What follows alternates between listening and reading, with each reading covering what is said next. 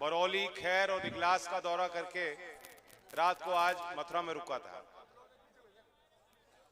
मैं मानता हूं कि जनता ही जनार्दन होती है। कभी कभी जो हम चाहते हैं, जो मैं चाह सकता हूं अपने पार्टी के लिए, जनता का मन कुछ और होता है। जनता अपने बहुत सोच विचार कर वोट करती है और नतीजे जो हम चाहते हैं उस तरह के नतीजे नहीं आते। ऐसा हुआ है, कई बार हुआ है। बल्कि लोकदल वाले लोग जानते हैं कि हमें सत्ता तो बहुत कम समय मिल पाई, संघर्ष ज्यादा करना पड़ा।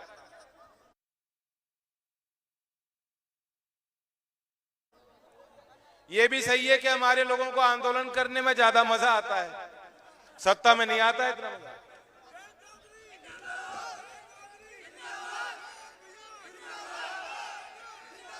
लेकिन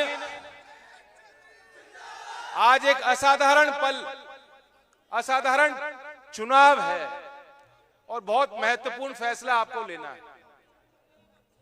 ये कोई सामान्य सरकार नहीं है। पहले भी सरकारें रही हैं, बहुमत की भी रही है। प्रदेश और देश में आप देख रहे हैं जो माहौल है, पहली बार ऐसी व्यवस्था उन्होंने बना दी, इतना डर बैठा दिया लोगों के मन में। सारी संस्थाओं पे कब्जा कर चुके हैं। जो ये चाहते हैं वही फैसला या तो खुद लेते हैं या किसी संस्था से दिलवा लेते हैं अपने पक्ष में। और परिणाम इसका ये निकला है कि धीमे धीमे धीमे धीमे जिन चीजों की स्वीकार्यता कभी समाज में नहीं थी, होते थे दो चार बदतमीज लोग, आप ही लोग उनको फटकार के चुप कर दिया करते थे। आज वे लोग मुख्यधारा में आ गए हैं। अब वे समान सी बात होने लगी। आपने नहीं सोचा होगा कि ऐसी सरकार बन जाएगी जहां किसान दिल्ली में जा नहीं पाएगा। किसानों ने ऐलान किया कि हमारा इतने समय से धरना चल रहा है, देश की राजधानी के सभी रास्तों को हमने बंद किया है, हम सड़क पर बैठे हैं। और उत्तर प्रदेश की राजधानी लखनऊ है, क्यों ना हम उस तरफ चलें, अपना विरोध दर्ज करें। तुरंत योगी जी ने संज्ञान लिया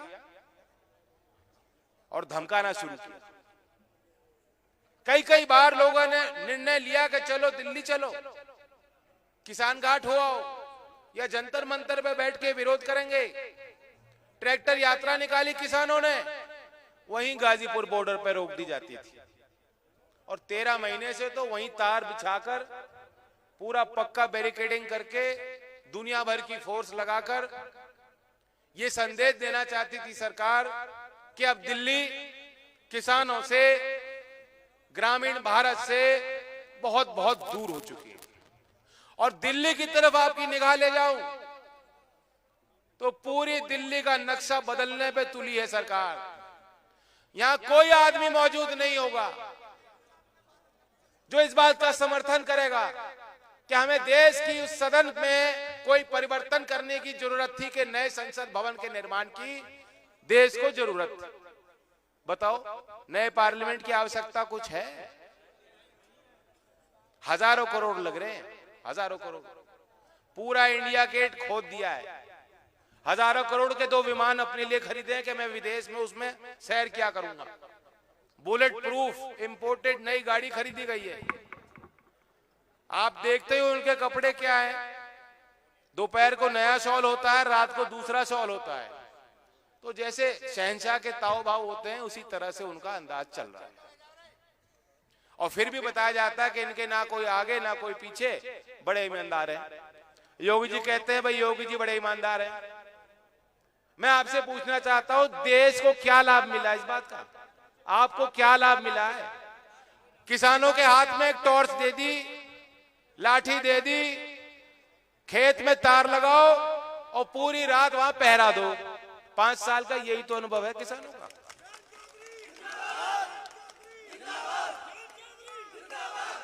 इसलिए कोई साधारण चुनाव नहीं है। 403 सीट पे जो हमारे गठबंधन के रंग हैं, सफेद, हरा, लाल, बहुरंगी गठबंधन है ये।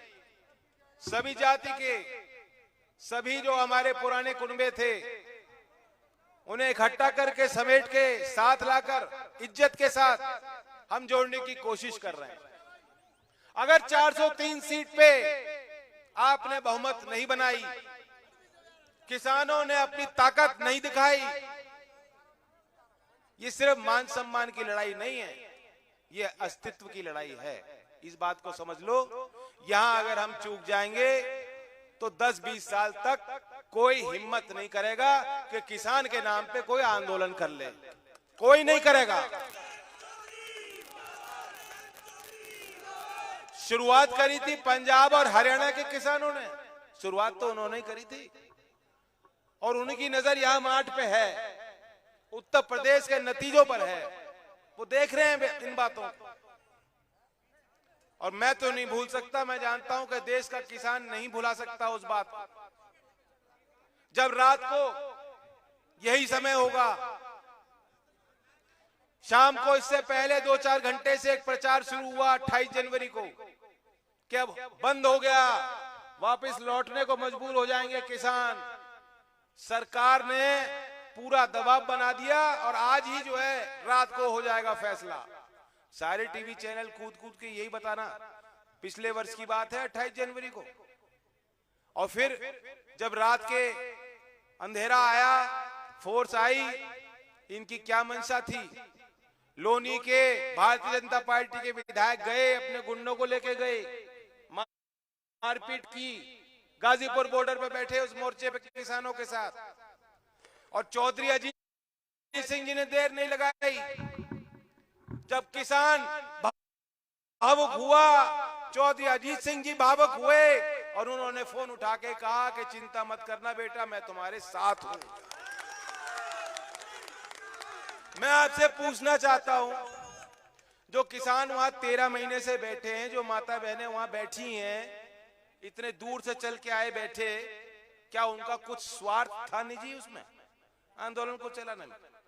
उन्हें कोई फायदा था इस बात से? कितना नुकसान सहा उन्होंने।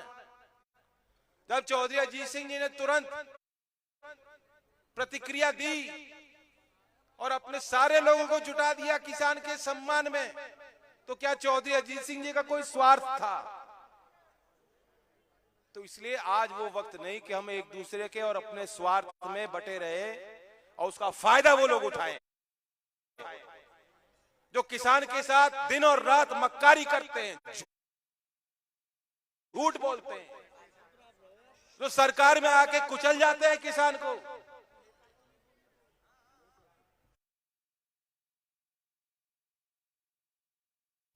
किसी भी सामान्य व्यक्ति का दिल पसीज जाए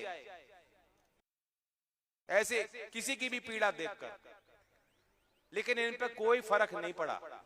ये तो सरकार को एहसास हुआ कि हमारी राजनीतिक जमीन खिसक रही है, सत्ता जा रही है, तब जाके ये लोग हड़कंप में आए और अभी भी ढोंग है। अगर हम और आप चूक जाएंगे, अगर मार्च की जनता चूक जाएगी, तो मेरा दावा है कि वो कानून भी वापस आएगा और फिर 10-20 साल तक कोई आंदोलन होने वाला नहीं है। और अब चौधरी अजीत सिंह जी नहीं है, चौधरी अजीत सिंह जी अब नहीं है। मुझे आप इतनी ताकत दो, मैं करूंगा कोशिश, मैंने संकल्प लिया, लेकिन हमें ये बात का संज्ञान लेना पड़ेगा कि आज हमारी वो ताकत, वो पहचान नहीं है।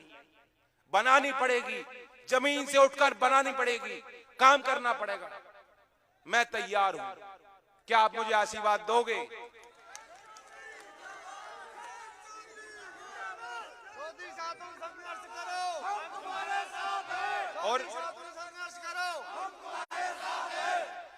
और एक बात सोचने की है, गौर करने की, ये लोग कोई हमारे हिमायती तो है नहीं। कोई भी काम उन्होंने ऐसा नहीं किया कि हमारा आदमी जो जुड़ा हुआ है, जो चौधरी साहब के समय से जुड़ा हुआ हो, जो खेती करता है, जो कमेरा वर्ग है, कि वो ये महसूस करे कि हाँ हमारी सरकार। आज इनकी जुबान पे मेरे लिए इतनी मीठी मीठी बातें, योगेश अभी कह रहा था ना, योगेश को तो अमित शाह ने कह दिया, योगेश आजा तेरा हेमा मालिनी बना दूंगा। यही कही होगी।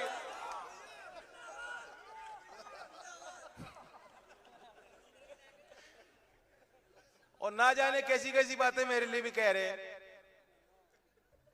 कोई प्यार नहीं, कोई लगाव नहीं हमारे लिए। और मैं कह रहा हूं मुझे खुश करके क्या मिल जाएगा, मुझे तो नहीं बनना है हेमा मालिनी। जनता के लिए क्या करोगे? वो 700 किसानों परिवारों के लिए क्या किया आपने? टेनी जी मंत्री क्यों बने बैठे हैं? रोज जो है सुबह उठते हैं और नफरत घोलने का काम शुरू कर देते हैं, और कोई काम नहीं है। अभी योगी जी गए बुलंदशहर में चुनाव प्रचार, और क्या भाषण उन्होंने दिया। कहा कि जब बुलंदशहर का नौजवान यहां से गोली दागेगा पाकिस्तान में तो देश में तरक्की हो जाएगी। क्या बात है? किसी मतलब कुर्बानी, शहीद होंगे आपके भाई, हमारे बच्चे, और देश में तरक्की हो जाएगी। फिर गए वो मुजफ्फरनगर कैराना, और कहा ये जो गर्मी आ रही है ना, मैं जानता हूं मई जून में शिमला पहुंचा दूंगा।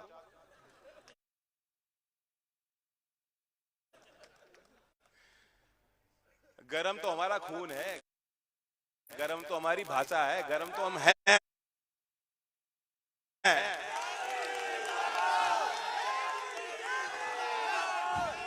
हम तो पैदा ही गरम हुए। ये जैकेट तो मैं ऐसे ही पहन रहा हूं। चौधरी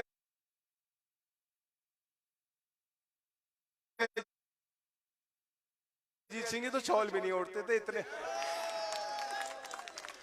उन्हें ठंड नहीं लगती थी बिल्कुल।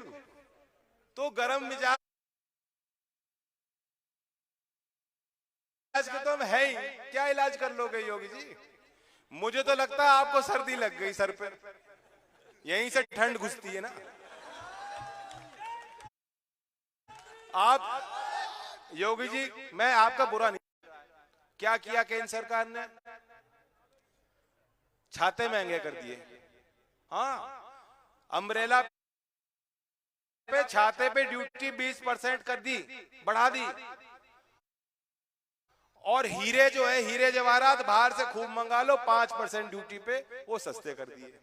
बहुत बड़ा काम कर दिया मोदी जी ने। और दूसरी बात, अगर हम खेती पे आएंगे, क्या किया? कुछ नहीं। पिछले साल अगर धान की फसल को आप देखोगे, क्यों कल अखबार की हेडिंग होगी कि बहुत ड्रीम बजट, किसान के लिए ड्रीम बजट, ऐतिहासिक बजट, अखबार वाले ये बताएंगे आप। सच्चाई ये है कि जो मैंने 2-4 बात पढ़ी है, एक तो उन्होंने धान की खरीद का जो अपना खुद का जो आंकड़ा घटा दिया।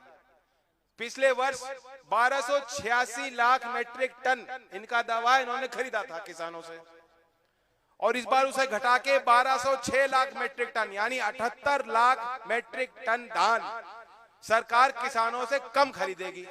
34 लाख कम किसानों से सीधा खरीद किसान इस वर्ष करना चाहती है।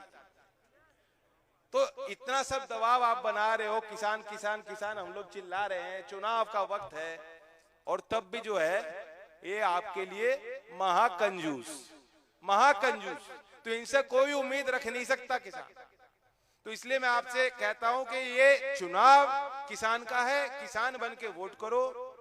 जाति का कोई सवाल नहीं। ये लोग जाट जाट जाट चिल्ला रहे हैं, और जितना ये जाट जाट जाट चिल्लाएंगे, चौधरी चरण सिंह के अगर आप अनुयायी हो, आप किसान और मजदूर बोले जाओ। वो कहावत है ना कि जाति ना पूछो साधु की, पूछ लीजिए ज्ञान, मोल देखो तलवार की, पड़ी पड़ी रहने दो म्यान। तो वही बात है, हमें शिक्षा की बात करनी है, कमाई दवाई की बात करनी है, बच्चों के नौकरी की बात करनी है, खेती खलियान की बात करनी है, किसानी की बात करनी है। और मैं आपको एक ही वादा करना चाहता हूं कि आप माठ क्षेत्र की जनता, तो आप बहुत ही बुद्धिजीवी भी हो, और इस चुनाव में बहुत किस्मत वाले। क्योंकि जब चुनाव का नतीजा खुलेगा और गठबंधन को आप जिता दोगे, आपको सिर्फ एक नहीं, आपको 2-2 विधायक इस क्षेत्र से मिलेंगे। क्योंकि जितना संजय दौड़ेगा उतना ही योगेश दौड़ेंगे, जितना संजय दौड़ेंगे उससे आगे योगेश दौड़ेंगे। क्यों? दोनों राजी हो इस बात को? तो दो दो विधायक बनाओ, एक नहीं। तैयार हो? धन्यवाद। जय हिंद, जय भारत। दोनों हाथ उठा के वायदा कर दो, साइकिल के चिन्ह पे मोहर लगेगी, साइकिल के चिन्ह पे जयंत चौधरी जी को। और होते थे दो चार बदतमीज लोग, आप ही लोग उनको फटकार के चुप कर दिया करते थे। आज वे लोग मुख्यधारा में आ गए हैं। अब वे समान सी बात होने लगी। आपने नहीं सोचा होगा कि ऐसी सरकार बन जाएगी जहां किसान दिल्ली में जा नहीं पाएगा। किसानों ने ऐलान किया कि हमारा इतने समय से धरना चल रहा है, देश की राजधानी के सभी रास्तों को हमने बंद किया है, हम सड़क पर बैठे हैं। और उत्तर प्रदेश की राजधानी लखनऊ है, क्यों ना हम उस तरफ चलें, अपना विरोध दर्ज करें। तुरंत योगी जी ने संज्ञान लिया और धमकाना शुरू किया। कई बार लोगों ने निर्णय लिया कि चलो दिल्ली चलो, किसान घाट हो आओ, या जंतर मंतर पे बैठ के विरोध करेंगे। ट्रैक्टर यात्रा निकाली किसानों ने, वहीं गाजीपुर बॉर्डर पर रोक दी जाती थी। और 13 महीने से तो वहीं तार बिछाकर पूरा पक्का बैरिकेडिंग करके दुनिया भर की फोर्स लगाकर ये संदेश देना चाहती थी सरकार कि अब दिल्ली किसानों से, ग्रामीण भारत से बहुत बहुत दूर हो चुकी है। और दिल्ली की तरफ आपकी निगाह ले जाऊं तो पूरी दिल्ली का नक्शा बदलने पे तुली है सरकार। यहां कोई आदमी मौजूद नहीं होगा जो इस बात का समर्थन करेगा कि हमें देश की उस सदन में कोई परिवर्तन करने की जरूरत थी, कि नए संसद भवन के निर्माण की देश को जरूरत थी। बताओ, नए पार्लियामेंट की आवश्यकता कुछ है? हजारों करोड़ लग रहे हैं, हजारों करोड़। पूरा इंडिया गेट खोद दिया है। हजारों करोड़ के 2 विमान अपने लिए खरीदे कि मैं विदेश में उसमें सैर क्या करूंगा। बुलेट प्रूफ इंपोर्टेड नई गाड़ी खरीदी गई है। आप देखते हो उनके कपड़े क्या है, दोपहर को नया शॉल होता है, रात को दूसरा शॉल होता है। तो जैसे शहंशाह के ताव भाव होते हैं, उसी तरह से उनका अंदाज चल रहा है। और फिर भी बताया जाता है कि इनके ना कोई आगे ना कोई पीछे, बड़े ईमानदार हैं। योगी जी कहते हैं भाई योगी जी बड़े ईमानदार हैं। मैं आपसे पूछना चाहता हूं, देश को क्या लाभ मिला इस बात का? आपको क्या लाभ मिला है? किसानों के हाथ में एक टॉर्च दे दी, लाठी दे दी, खेत में तार लगाओ और पूरी रात वहां पहरा दो। 5 साल का यही तो अनुभव है किसानों का।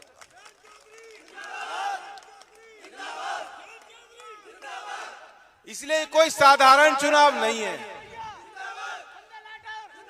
403 सीट पे जो हमारे गठबंधन के रंग हैं, सफेद, हरा, लाल, बहुरंगी गठबंधन है ये। सभी जाति के, सभी जो हमारे पुराने कुनबे थे, उन्हें इकट्ठा करके, समेट के, साथ लाकर इज्जत के साथ हम जोड़ने की कोशिश कर रहे हैं। अगर 403 सीट पे आपने बहुमत नहीं बनाई, किसानों ने अपनी ताकत नहीं दिखाई,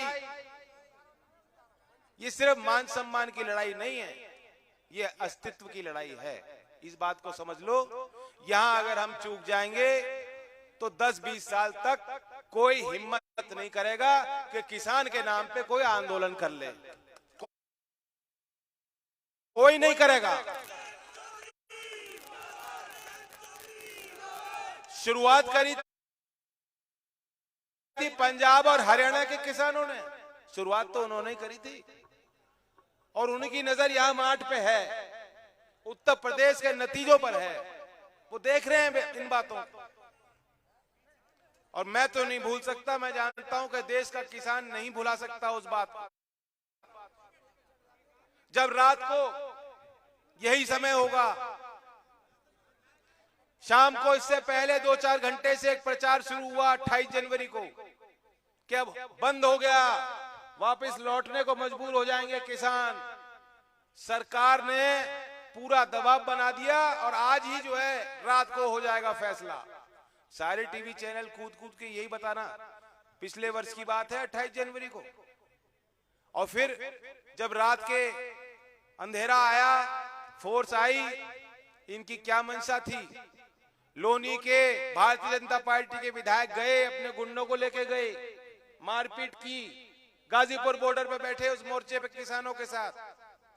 और चौधरी अजीत सिंह जी ने देर नहीं लगाई, जब किसान भावुक हुआ, चौधरी अजीत सिंह जी भावुक हुए और उन्होंने फोन उठा के कहा कि चिंता मत करना बेटा, मैं तुम्हारे साथ हूं।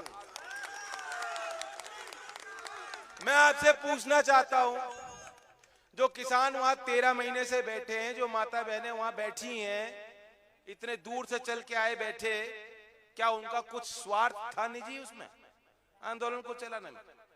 उन्हें कोई फायदा था इस बात से? कितना नुकसान सहा उन्होंने?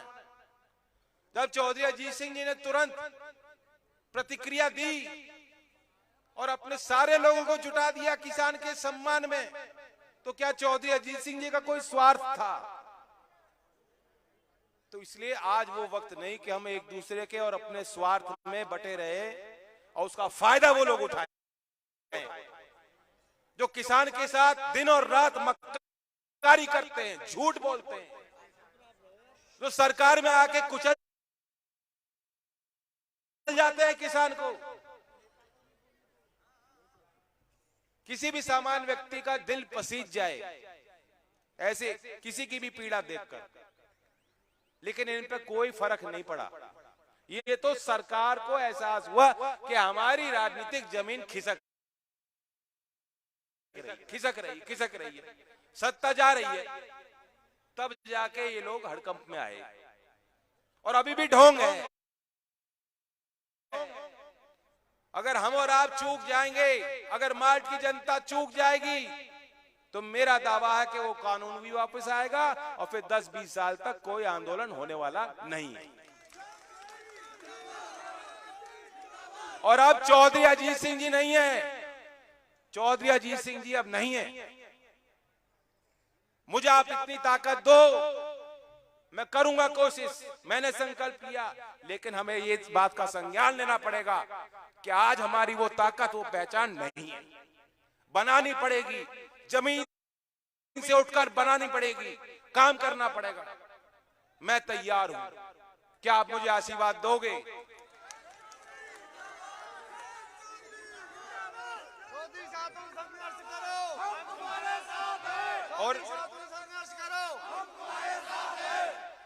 और एक बात सोचने की है, गौर करने की, ये लोग कोई हमारे हिमायती तो है नहीं। कोई भी काम उन्होंने ऐसा नहीं किया कि हमारा आदमी जो जुड़ा हुआ है, जो चौधरी साहब के समय से जुड़ा हुआ हो, जो खेती करता है, जो कमेरा वर्ग है, कि वो ये महसूस करे कि हाँ हमारी सरकार। आज इनकी जुबान पे मेरे लिए इतनी मीठी मीठी बातें। योगेश अभी कह रहा था ना, योगेश को तो अमित शाह ने कह दिया, योगेश आजा, तेरा हेमा मालिनी बना दूंगा। यही कही होगी।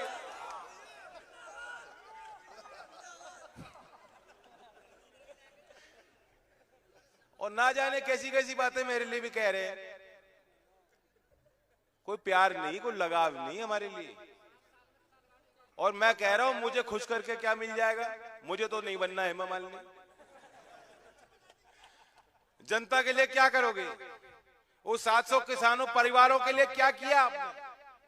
टेनी जी मंत्री क्यों बने बैठे हैं? रोज जो है सुबह उठते हैं और नफरत घोलने का काम शुरू कर देते हैं और कोई काम नहीं है।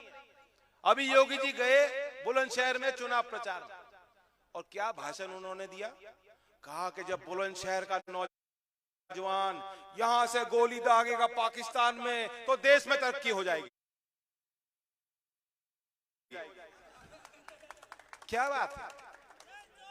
किसी मतलब कुर्बानी, शहीद होंगे आपके भाई, हमारे बच्चे, और देश में तरक्की हो जाएगी। फिर गए वो मुजफ्फरनगर कैराना, और कहा ये जो गर्मी आ रही है ना, मैं जानता हूं मई जून में शिमला पहुंचा दूंगा।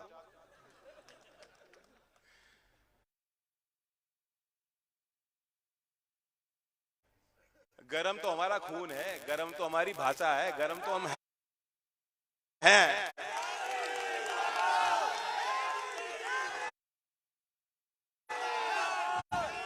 हम तो पैदा ही गरम हुए। ये जैकेट तो मैं ऐसे ही पहन रहा हूं, चौधरी अजीत सिंह जी तो शॉल भी नहीं ओढ़ते थे इतने, उन्हें ठंड नहीं लगती थी बिल्कुल। तो गरम मिजाज के तो हम है ही, क्या इलाज कर लोगे योगी जी? मुझे तो लगता है आपको सर्दी लग गई सर पे, यहीं से ठंड घुसती है ना।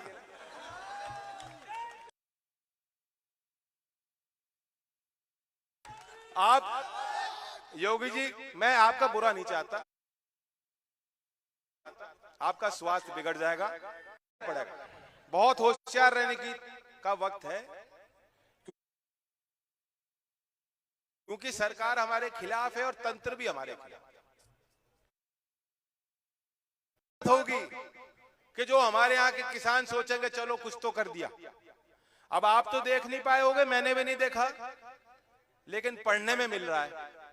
क्या किया केंद्र सरकार ने? छाते महंगे कर दिए। हाँ, अम्ब्रेला पे छाते पे ड्यूटी 20% कर दी, बढ़ा दी। और हीरे जो है, हीरे जवाहरात बाहर से खूब मंगा लो, 5% ड्यूटी पे वो सस्ते कर दिए। बहुत बड़ा काम कर दिया मोदी जी ने। और दूसरी बात, अगर हम खेती पे आएंगे, क्या किया? कुछ नहीं।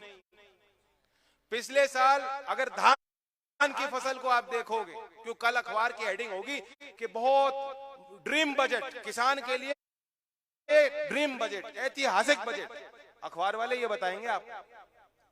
सच्चाई ये है कि जो मैंने 2-4 बात पढ़ी है, एक तो उन्होंने धान की खरीद का जो अपना खुद का जो आंकड़ा घटा दिया। पिछले वर्ष 1286 लाख मेट्रिक टन इनका दावा इन्होंने खरीदा था किसानों से, और इस बार उसे घटा के 1206 लाख मेट्रिक टन, यानी 78 लाख मेट्रिक टन धान सरकार किसानों से कम खरीदेगी। 34 लाख कम किसानों से सीधा खरीद किसान इस वर्ष करना चाहती है। तो इतना सब दबाव आप बना रहे हो, किसान किसान किसान, हम लोग चिल्ला रहे हैं, चुनाव का वक्त है, और तब भी जो है ये आपके लिए महाकंजूस, महाकंजूस। तो इनसे कोई उम्मीद रख नहीं सकता किसान। तो इसलिए मैं आपसे कहता हूं कि ये चुनाव किसान का है, किसान बन के वोट करो। जाति का कोई सवाल नहीं, ये लोग जाट जाट जाट चिल्ला रहे हैं, और जितना ये जाट जाट जाट चिल्लाएंगे, चौधरी चरण सिंह के अगर आप अनुयायी हो, आप किसान और मजदूर बोले जाओ। वो कहावत है ना कि जाति ना पूछो साधु की, पूछ लीजिए ज्ञान, मोल देखो तलवार की, पड़ी पड़ी रहने दो म्यान। तो वही बात है, हमें शिक्षा की बात करनी है, कमाई दवाई की बात करनी है, बच्चों की नौकरी की बात करनी है, खेती खलियान की बात करनी है, किसानी की बात करनी है। और मैं आपको एक ही वादा करना चाहता हूं कि आप